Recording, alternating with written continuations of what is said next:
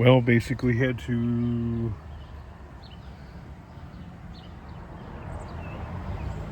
drop the gas tank.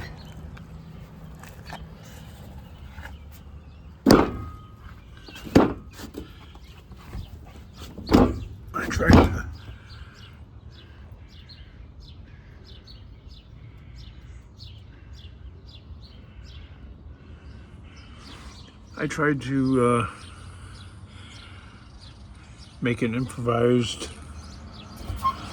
tripod type thing, and it didn't work out. Fire it up. I'm gonna have to show you how to fire it up because the key doesn't work. So you gotta use a screwdriver.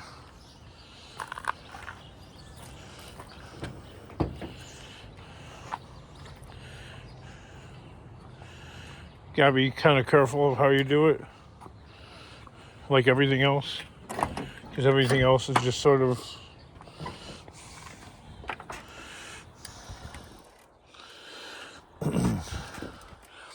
see this slot right here? Yeah. Can you see that? Like, Yeah. All right. You take this screwdriver and you take your hands to stabilize this so it doesn't like just flop around. You take the screwdriver, the flat end of it, because otherwise it will slip through the cracks. Okay. And but what am I selecting? so you're putting that in the hole there, and you're sliding it forward, and then there's going to be spring resistance, and that's like you turning. That. Huh? I have to get past that. Yeah, that's like the turning of the key.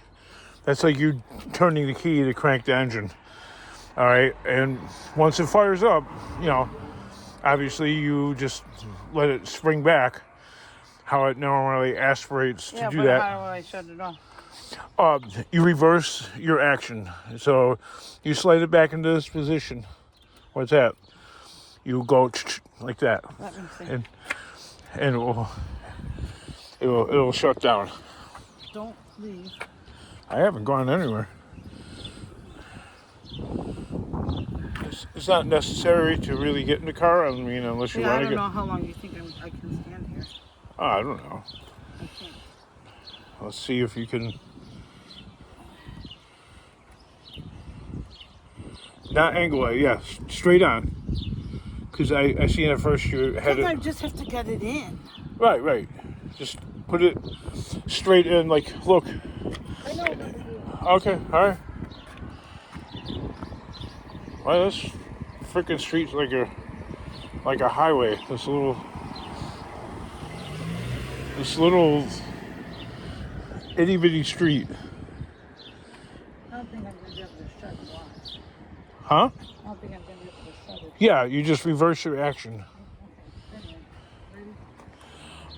Yeah, sometimes it won't fire up only because a lot of times it needs a foot on the gas pedal, which I'm not going to want you to do.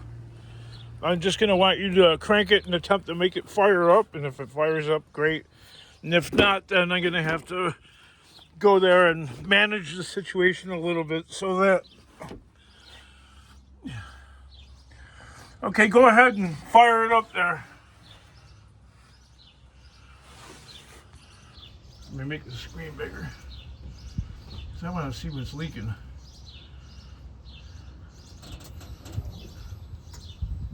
All right, I just seen a leak right now.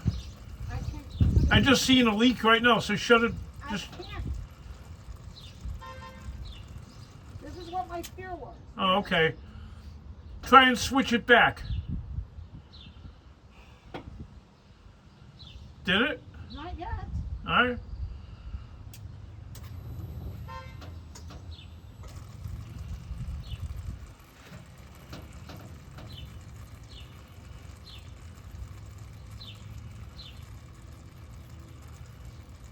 I'm probably gonna, after you shut it down, I'm probably gonna have to have you do this again. Possibly, I don't know, maybe. It sounded like you switched it back, did you? I did. that's what you're telling me. Okay, switch it forward again. Let me know when you did. I did. Okay, turn it off.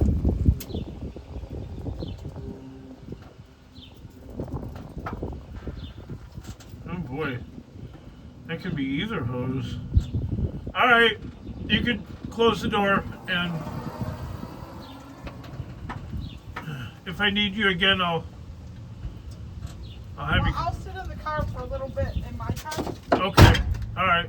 So I'm not Is it switched? Is it switched off properly? Yeah. Okay. All right. Well, I thought it was the one hose. Maybe it's both of them. Here's the other thing.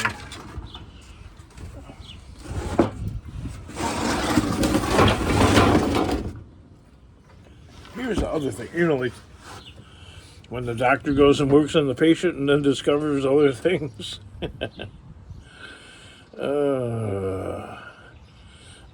There's no way. I mean, I need to, but I can't. So this gas tank's gonna have, no matter what, the gas tank's gonna have to come down again. Because you see, this is where I'm the problem. See this old paper stuff? There was like wrappers and stuff that were never in the cab, but somehow or another found their way into this cross member right here. And there was piles of trash in here and on the other side, and it must have been there for quite some time. And my theory is it became soaked with, just wet and melted snow and salt and stuff like that, and it ate a hole in this cross member, because basically the hole underneath of the truck is rust proofed with engine grease and oil and stuff like that, and really the frame isn't busted out or nothing. I could cut that catalytic converter off like a real hype and hawk that for about a $1.25. Anyway, back on the subject again. This support beam right here, which General Motors has like not bolted in, but like riveted, like they were building the frickin' Titanic or some steampunk machinery. So it's like large rivets that would have to be, I don't know, chiseled or knocked out or whatever. But the other side is the same. It's rusted out, so it's just floating there on dreams. And this beam right here is supposed to carry some weight of an exhaust system, and the carrier bearing is bolted onto that, and the front part of the gas tank. Isn't that lovely? So you could really screw up your car by having hoarding trash.